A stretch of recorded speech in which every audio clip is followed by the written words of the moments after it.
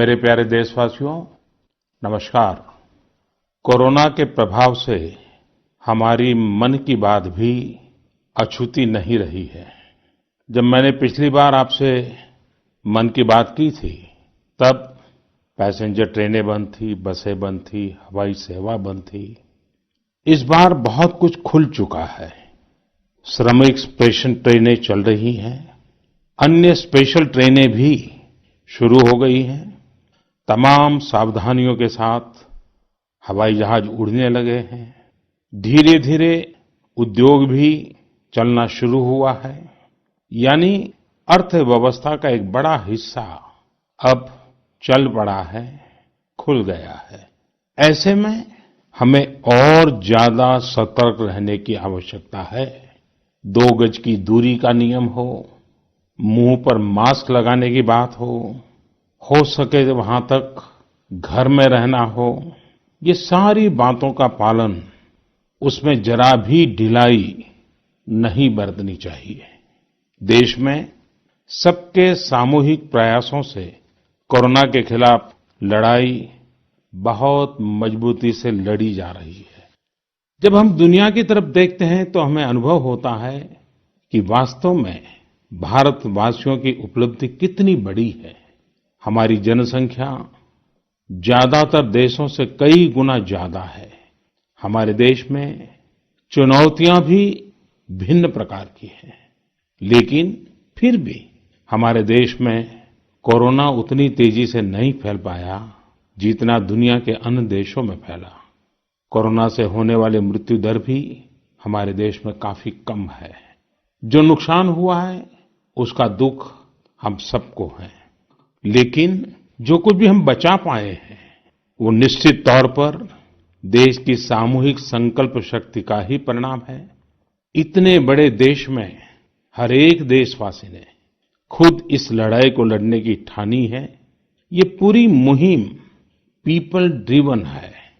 साथियों, देशवासियों की संकल्प शक्ति के साथ एक और शक्ति इस लड़ाई में हमारी सबसे बड़ी ताकत है, वो है देशवासियों की सेवा शक्ति। वास्तव में इस महामारी के समय हम भारतवासियों ने ये दिखा दिया है कि सेवा और त्याग का हमारा विचार केवल हमारा आदर्श नहीं है, बल्कि भारत की जीवन पद्धति है। और हमारे यहाँ तो कहा गया है, सेवा परमो धर्मः। सेवा स्वयं में सुख है, सेवा में ही संतोष है। आपने देखा होगा कि दूसरों की सेवा में लगे व्यक्ति के जीवन में कोई डिप्रेशन या तनाव कभी नहीं दिखता। उसके जीवन में, जीवन को लेकर उसके नजरिए में भरपूर आत्मविश्वास, सकारात्मकता और जीवंतता प्रतिपल नजर आती है।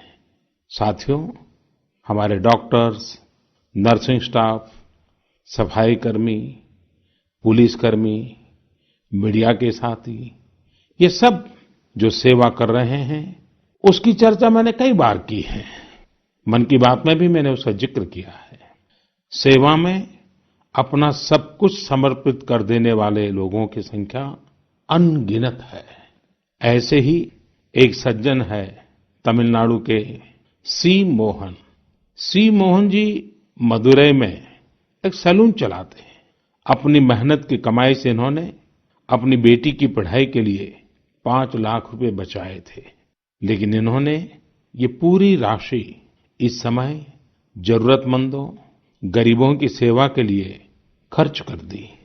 इसी तरह अगरतला में ठेला चलाकर जीवन यापन करने वाले गौतम दास जी अपनी रोजमर्रा की कमाई की बचत में से हर रोज दाल चावल खरीदकर जरूरतमंदों को खाना खिला रहे हैं।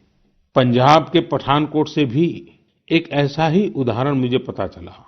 यहाँ दिव्यांग भाई राजू ने दूसरों की मदद से जोड़ी गई छोटी सी पूंजी से 3000 से अधिक मास्क बनवाकर लोगों में बांटे। भाई राजू ने इस मुश्किल समय में करीब 100 परिवारों के लिए खाने का राशन भी जुटाया। देश के सभी इलाकों से विमेन सेल्फ हेल्प ग्रुप के परिश्रम की भी अनगिनत कहानियां इन दिनों हमारे सामने आ रही है। गांवों में, छोटे कस्बों में हमारी बहनें, बेटियां हर दिन हजारों की संख्या में मास्क बना रही हैं। तमाम सामाजिक संस्थाएं भी इस काम में इनका सहयोग कर रही हैं।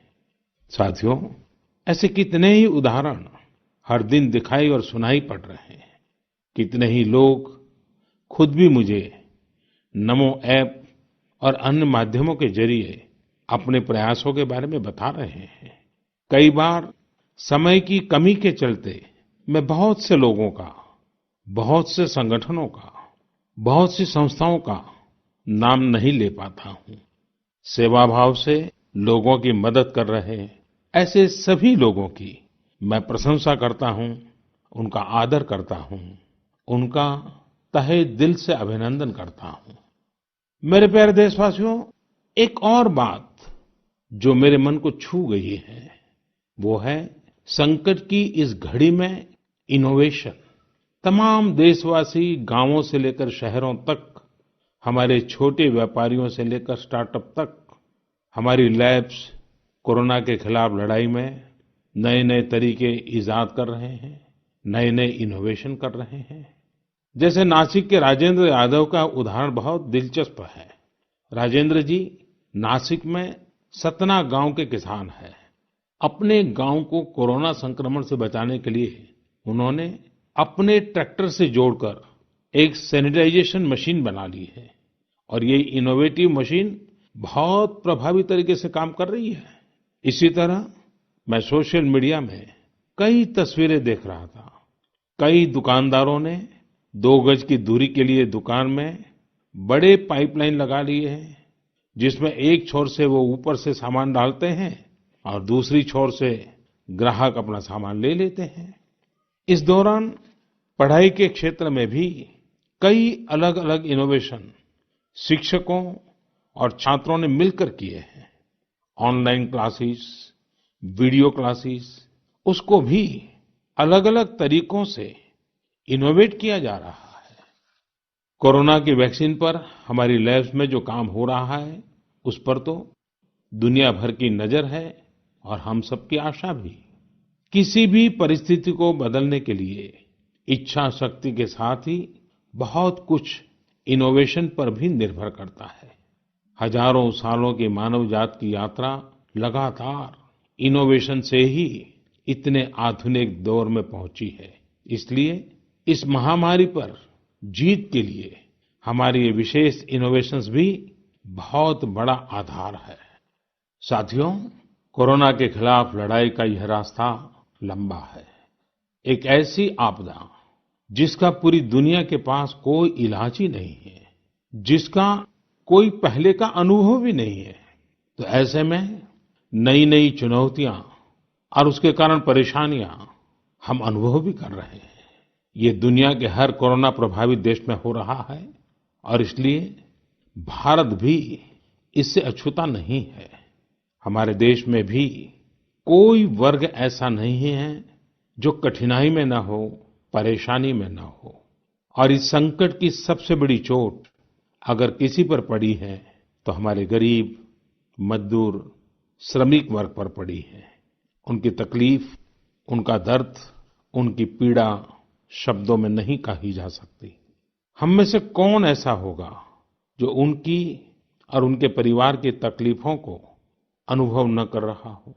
हम सब मिलकर इस तकलीफ को, इस पीड़ा को बांटने का प्रयास कर रहे हैं। पूरा देश प्रयास कर रहा है। हमारे रेलवे के साथी दिन रात लगे हुए हैं। केंद्र हो, राज्य हो, स्थानीय स्वराज की संस्थाएं हो, हर कोई दिन रात मेहनत कर रहे हैं। जिस प्रकार रेलवे के कर्मचारी आज जुटे हुए हैं, वे भी एक प्रकार से अग्रिम पंक्ति में खड़े कोरोना वॉरियर्स ही है। लाखों श्रमिकों को ट्रेनों से और बसों से सुरक्षित ले जाना, उनके खाने पीने की चिंता करना, हर जिले में क्वारंटाइन केंद्रों की व्यवस्था करना, सभी की टेस्टिंग, चेकअप उपचार की व्यवस्था करना, ये सब काम लगातार चल रहे हैं और बहुत बड़ी मात्रा में चल रहे हैं। लेकिन साथियों, जो दृश्य आज हम देख रहे हैं, इससे देश को अतीत में जो कुछ हुआ, उसके अवलोकन और भविष्य के लिए सीखने का अवसर भी मिला है। आज हमारे श्रमिकों की पीड़ा में हम देश के पूर्वी हिस्से की पीड़ा को देख सकते हैं। जिस पूर्वी हिस्से में देश का ग्रोथ इंजन बनने की क्षमता है, जिसके श्रमिकों के बाहुबल में देश को नई ऊंचाई पर ले जाने का सामर्थ्य है, उस पूर्वी हिस्से का विकास बहुत आवश्यक है। पूर्वी भारत के विकास से ही देश का संतुलित आर्थिक विकास संभव है। देश ने जब मुझे सेवा का अवसर दिया, तभी से हमने पूर्वी भारत के विकास को प्राथमिकता दी है। मुझे संतोष है कि बीते वर्षों में इस दिशा में बहुत कुछ हुआ है और अब प्रवासी मजदूरों को देखते हुए बहुत कुछ नए कदम उठाना भी आवश्यक हो गया है और हम लगातार उस दिशा में आगे बढ़ रहे हैं। जैसे कहीं श्रमिकों की स्किल मैपिंग का काम हो रहा है, कहीं स्टार्टअप्स इस काम में जुटे हैं, कहीं माइग्रेशन कमीशन बनाने की बात हो रही है। इसके अलावा केंद्र सरकार ने अभी जो फैसले लिए हैं, उससे भी गांवों में रोजगार, स्वरोजगार, लघु उद्योगों से जुड़ी विशाल संभावनाएं खुली हैं। ये फैसले इन स्थितियों के समाधान के लिए हैं, आत्मनिर्भर भारत के लिए हैं। अगर हमारे गांव आत्मनिर्भर होते, हमारे कस्बे, हमारे जिले, हमारे राज्य आत्मनिर्भर होते, तो अनेक समस्याओं ने वो रूप नहीं लिया होता जिस रूप में वो आज हमारे सामने खड़ी है। लेकिन अंधेरे से रोशनी की ओर बढ़ना मानव स्वभाव है। तमाम चुनौतियों के बीच मुझे खुशी है कि आत्मनिर्भर भारत पर आज देश में व्यापक मंथन शुरू हुआ है। लोगों ने अब इसे अपना अभियान बनाना शुरू किया है। इस मिशन का नेतृत्व देशवासी अपने हाथ में ले रहे हैं। बहुत से लोगों ने तो ये भी बताया है कि उन्होंने जो जो सामान उनके इलाके में बनाए जाते हैं, उनकी एक पूरी लिस्ट बना ली है। ये लोग अब इन लोकल प्रोडक्ट्स को ही खरीद रहे हैं और वोकल फॉर लोकल को प्रमोट भी कर रहे हैं। मेक इन इंडिया को बढ़ावा मिले, इसके लिए सब कोई अपना अपना संकल्प जता रहा है।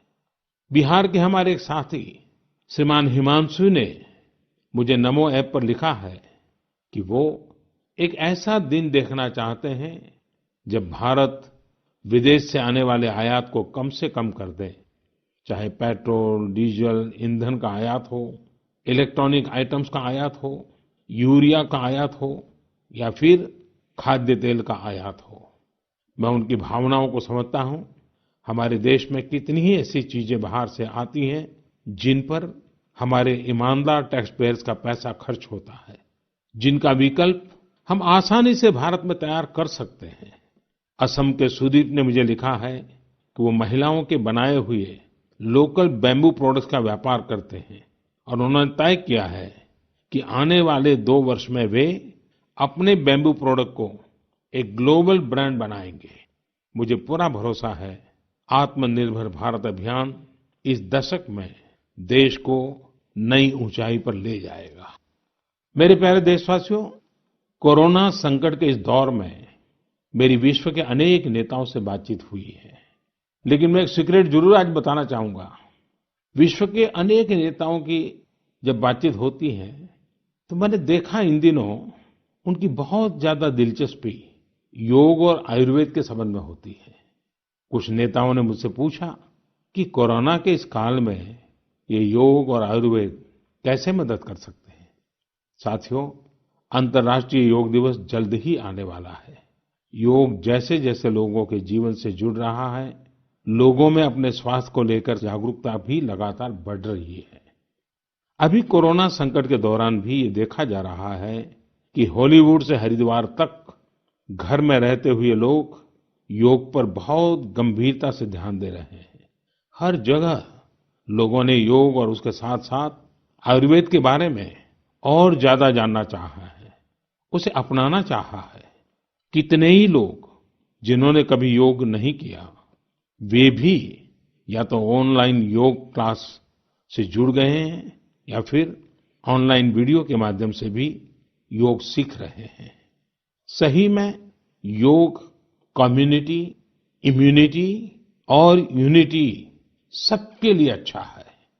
साथियों, कोरोना संकट के इस समय में योग आज इसलिए भी ज्यादा अहम है क्योंकि ये वायरस हमारे रेस्पिरेटरी सिस्टम को सबसे अधिक प्रभावित करता है। योग में तो रेस्पिरेटरी सिस्टम को मजबूत करने वाले कई तरह के प्राणायाम है, जिनका असर हम लंबे समय से देखते आ रहे हैं। ये टाइम टेस्टेड टेक्निक्स हैं, जिसका अपना अलग महत्व है। कपालभाति और अनुलोम विलोम प्राणायाम से अधिकतर लोग परिचित होंगे, लेकिन भस्त्रिका, शीतली, भ्रामरी जैसे कई प्राणायाम के प्रकार है, जिसके अनेक लाभ भी है। वैसे आपके जीवन में योग को बढ़ाने के लिए आयुष मंत्रालय ने भी इस बार एक अनोखा प्रयोग किया है। आयुष मंत्रालय ने माय लाइफ माय योग नाम से अंतर्राष्ट्रीय वीडियो ब्लॉग उसकी प्रतियोगिता शुरू की है। भारत ही नहीं, पूरी दुनिया के लोग इस प्रतियोगिता में हिस्सा ले सकते हैं। इसमें हिस्सा लेने के लिए आपको अपना 3 मिनट का एक वीडियो बना करके अपलोड करना होगा। इस वीडियो में आप जो योग या आसन करते हुए वो करते हुए दिखाना है और योग से आपके जीवन में जो बदलाव आया है उसके बारे में भी बताना है। मेरा आपसे अनुरोध है, आप सभी इस प्रतियोगिता में अवश्य भाग लें और इस नए तरीके से अंतर्राष्ट्रीय योग दिवस में आप हिस्सेदार बनिए। साथियों, हमारे देश में करोड़ों करोड़ गरीब दशकों से एक बहुत बड़ी चिंता में रहते आए हैं। अगर बीमार पड़ गए तो क्या होगा? अपना इलाज कराएं या फिर परिवार के लिए रोटी की चिंता करें? इस तकलीफ को समझते हुए इस चिंता को दूर करने के लिए ही करीब 1.5 साल पहले आयुष्मान भारत योजना शुरू की गई थी। कुछ ही दिन पहले आयुष्मान भारत के लाभार्थियों की संख्या 1 करोड़ के पार हो गई है। 1 करोड़ से ज्यादा मरीज मतलब देश के 1 करोड़ से अधिक परिवारों की सेवा हुई है। 1 करोड़ से ज्यादा मरीज का मतलब क्या होता है मालूम है? 1 करोड़ से ज्यादा मरीज मतलब नॉर्वे जैसा देश, सिंगापुर जैसा देश, उसकी जो टोटल जनसंख्या है उससे 2 गुना लोगों को मुफ्त में इलाज दिया गया है। अगर गरीबों को अस्पताल में भर्ती होने के बाद इलाज के लिए पैसे देने पड़ते, इनका मुफ्त इलाज नहीं हुआ होता, तो उन्हें एक मोटा-मोटा अंदाज है करीब करीब 14,000 करोड़ रुपए से भी ज्यादा अपनी जेब से खर्च करने पड़ते हैं। आयुष्मान भारत योजना ने गरीबों के पैसे खर्च होने से बचाए हैं। मैं आयुष्मान भारत के सभी लाभार्थियों के साथ साथ मरीजों का उपचार करने वाले सभी डॉक्टरों, नर्सेज और मेडिकल स्टाफ को भी बधाई देता हूं। आयुष्मान भारत योजना के साथ एक बहुत बड़ी विशेषता पोर्टेबिलिटी की सुविधा भी है। पोर्टेबिलिटी ने देश को एकता के रंग में रंगने में भी मदद की है। यानी बिहार का कोई गरीब अगर चाहे तो उसे कर्नाटका में भी वही सुविधा मिलेगी जो उसे अपने राज्य में मिलती। इसी तरह महाराष्ट्र का कोई गरीब चाहे तो उसे इलाज की वही सुविधा तमिलनाडु में मिलती। इस योजना के कारण किसी क्षेत्र में जहां स्वास्थ्य की व्यवस्था कमजोर है, वहां के गरीब को देश के किसी भी कोने में उत्तम इलाज कराने की सहूलियत मिलती है। साथियों, आप ये जानकर हैरान रह जाएंगे कि 1 करोड़ लाभार्थियों में से 80% लाभार्थी देश के ग्रामीण इलाकों के हैं। इनमें भी करीब करीब 50% लाभार्थी हमारी माताएं, बहनें और बेटियां हैं। इन लाभार्थियों में ज्यादातर लोग ऐसी बीमारियों से पीड़ित थे जिनका इलाज सामान्य दवाओं से संभव नहीं था। इनमें से 70% लोगों की सर्जरी की गई है। आप अनुमान लगा सकते हैं कि कितनी बड़ी तकलीफों से इन लोगों को मुक्ति मिली है। मणिपुर के चुराचांदपुर में 6 साल के बच्चे केलेनसांग, उसको भी इसी तरह आयुष्मान योजना से नया जीवन मिला है। केलेनसांग को इतनी छोटी उम्र में ब्रेन की गंभीर बीमारी हो गई। इस बच्चे के पिता दिहाड़ी मजदूर हैं और माँ बुनाई का काम करती हैं। ऐसे में बच्चे का इलाज कराना बहुत कठिन हो रहा था, लेकिन आयुष्मान भारत योजना से अब उनके बेटे का मुफ्त इलाज हो गया है। कुछ इसी तरह का अनुभव पुडुचेरी की अमूर्था वल्ली जी का भी है। उनके लिए भी आयुष्मान भारत योजना संकट मोचक बनकर आई है। अमूर्था वल्ली जी के पति की हार्ट अटैक से दुखद मृत्यु हो चुकी है। उनके 27 साल के बेटे जीवा को भी हार्ट की बीमारी थी। डॉक्टर्स ने जीवा के लिए सर्जरी की सलाह दी थी, लेकिन दिहाड़ी मजदूरी करने वाले जीवा के लिए अपने खर्च से इतना बड़ा ऑपरेशन करवाना संभव ही नहीं था। लेकिन अमूर्था वल्ली ने अपने बेटे का आयुष्मान भारत योजना में रजिस्ट्रेशन करवाया और 9 दिनों बाद बेटे जीवा के हार्ट की सर्जरी भी हो गई। साथियों, मैंने आपको सिर्फ 3-4 घटनाओं का जिक्र किया है। आयुष्मान भारत से तो ऐसी 1 करोड़ से अधिक कहानियां जुड़ी हुई है। ये कहानियां जीते जागते इंसानों की हैं। दुख तकलीफ से मुक्त हुए हमारे अपने परिवारजनों की है। आपसे मेरा आग्रह है, कभी समय मिले तो ऐसे व्यक्ति से जरूर बात करिएगा जिसने आयुष्मान भारत योजना के तहत अपना इलाज कराया हो। आप देखेंगे कि जब एक गरीब बीमारी से बाहर आता है तो उसमें गरीबी से लड़ने की भी ताकत नजर आने लगी है। और मैं हमारे देश के ईमानदार टैक्स पेयर से कहना चाहता हूं, आयुष्मान भारत योजना के तहत जिन गरीबों का मुफ्त इलाज हुआ है, उनके जीवन में जो सुख आया है, संतोष मिला है, उस पुण्य के असली हकदार आप भी हैं। हमारा ईमानदार टैक्स पेयर भी इस पुण्य का हकदार है। मेरे प्यारे देशवासियों, एक तरफ हम महामारी से लड़ रहे हैं तो दूसरी तरफ हमें हाल में पूर्वी भारत के कुछ हिस्सों में प्राकृतिक आपदा का भी सामना करना पड़ा है। पिछले कुछ हफ्तों के दौरान हमने पश्चिम बंगाल और उड़ीसा में सुपर साइक्लोन अम्फान का कहर देखा।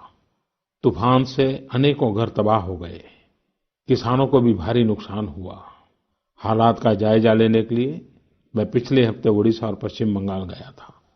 पश्चिम बंगाल और उड़ीसा के लोगों ने जिस हिम्मत और बहादुरी के साथ हालात का सामना किया है, प्रशंसनीय है। संकट की इस घड़ी में देश भी हर तरह से वहां के लोगों के साथ खड़ा है। साथियों, एक तरफ जहां पूर्वी भारत तूफान से आई आपदा का सामना कर रहा है, वहीं दूसरी तरफ देश के कई हिस्से टिड्डियों या लोकस्ट के हमले से प्रभावित हुए हैं। इन हमलों ने फिर हमें याद दिलाया है कि ये छोटा सा जीव कितना नुकसान करता है। टिड्डी दल का हमला कई दिनों तक चलता है। बहुत बड़े क्षेत्र पर इसका प्रभाव पड़ता है। भारत सरकार हो, राज्य सरकार हो, कृषि विभाग हो, प्रशासन भी इस संकट के नुकसान से बचने के लिए, किसानों की मदद करने के लिए आधुनिक संसाधनों का भी उपयोग कर रहा है। नए नए आविष्कार की तरफ भी ध्यान दे रहा है। और मुझे विश्वास है कि हम सब मिलकर के हमारे कृषि क्षेत्र पर ये जो संकट आया है, उससे भी लोहा लेंगे, बहुत कुछ बचा लेंगे। मेरे प्यारे देशवासियों, कुछ दिन बाद ही 5 जून को पूरी दुनिया विश्व पर्यावरण दिवस मनाएगी। विश्व पर्यावरण दिवस पर इस साल की थीम है बायोडायवर्सिटी, यानी जैव विविधता। वर्तमान परिस्थितियों में यह थीम विशेष रूप से महत्वपूर्ण है। लॉकडाउन के दौरान पिछले कुछ हफ्तों में जीवन की रफ्तार थोड़ी धीमी जरूर हुई है, लेकिन इससे हमें अपने आसपास प्रकृति की समृद्ध विविधता को, जैव विविधता को करीब से देखने का अवसर भी मिला है। आज कितने ही ऐसे पक्षी जो प्रदूषण और शोर शराबे में ओझल हो गए थे, सालों बाद उनकी आवाज को लोग अपने घरों में सुन रहे हैं। अनेक जगहों से जानवरों के उन्मुक्त विचरण की खबरें भी आ रही हैं। मेरी तरह आपने भी सोशल मीडिया में जरूर इन बातों को देखा होगा, पढ़ा होगा। बहुत लोग कह रहे हैं, लिख रहे हैं, तस्वीरें साझा कर रहे हैं कि वो अपने घर से दूर दूर पहाड़ियां देख पा रहे हैं, दूर दूर जलती हुई रोशनी देख रहे हैं। इन तस्वीरों को देखकर कई लोगों के मन में ये संकल्प उठा होगा, क्या हम उन दृश्यों को ऐसे ही बना रख सकते हैं? इन तस्वीरों ने लोगों को प्रकृति के लिए कुछ करने की प्रेरणा भी दी है। नदियां सदा स्वच्छ रहें, पशु पक्षियों को भी खुलकर जीने का हक मिले, आसमान भी साफ सुथरा हो, इसके लिए हम प्रकृति के साथ तालमेल बिठाकर जीवन जीने की प्रेरणा ले सकते हैं। मेरे प्यारे देशवासियों, हम बार बार सुनते हैं, जल है तो जीवन है, जल है तो कल है, लेकिन जल के साथ हमारी जिम्मेवारी भी है। वर्षा का पानी, बारिश का पानी, ये हमें बचाना है। एक एक बूंद को बचाना है। गांव-गांव वर्षा के पानी को हम कैसे बचाएं? परंपरागत बहुत सरल उपाय हैं। उन सरल उपाय से भी हम पानी को रोक सकते हैं। 5 दिन, 7 दिन भी अगर पानी रुका रहेगा तो धरती माँ के पास बुझाएगा, पानी फिर जमीन में जाएगा। वही जल जीवन की शक्ति बन जाएगा। और इसलिए इस वर्षा ऋतु में हम सबका प्रयास रहना चाहिए कि हम पानी को बचाएं, पानी को संरक्षण करें। मेरे प्यारे देशवासियों, स्वच्छ पर्यावरण सीधे हमारे जीवन, हमारे बच्चों के भविष्य का विषय है। इसलिए हमें व्यक्तिगत स्तर पर भी इसकी चिंता करनी होगी। मेरा आपसे अनुरोध है कि इस पर्यावरण दिवस पर कुछ पेड़ अवश्य लगाएं और प्रकृति की सेवा के लिए कुछ ऐसा संकल्प अवश्य लें जिससे प्रकृति के साथ आपका हर दिन का रिश्ता बना रहे। हाँ, गर्मी बढ़ रही है, इसलिए पक्षियों के लिए पानी का इंतजाम करना मत भूलिएगा। साथियों, हम सबको ये भी ध्यान रखना होगा कि इतनी कठिन तपस्या के बाद, इतनी कठिनाइयों के बाद देश ने जिस तरह हालत संभाला है, उसे बिगड़ने नहीं देना है। हमें इस लड़ाई को कमजोर नहीं होने देना है। हम लापरवाह हो जाएं, सावधानी छोड़ दें, ये कोई विकल्प नहीं है। कोरोना के खिलाफ लड़ाई अब भी उतनी ही गंभीर है। आपको, आपके परिवार को कोरोना से अभी भी उतना ही गंभीर खतरा हो सकता है।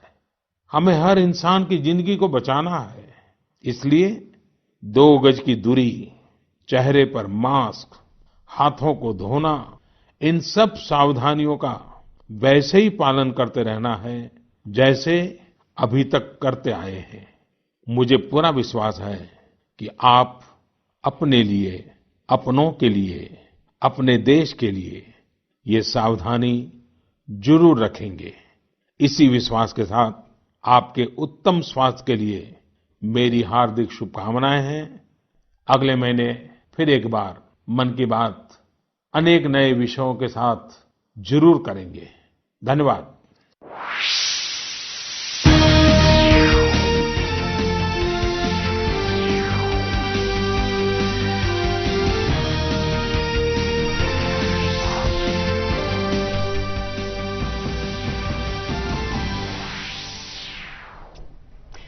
नमस्कार, आप देख रहे थे प्रधानमंत्री की मन की बात, जिसमें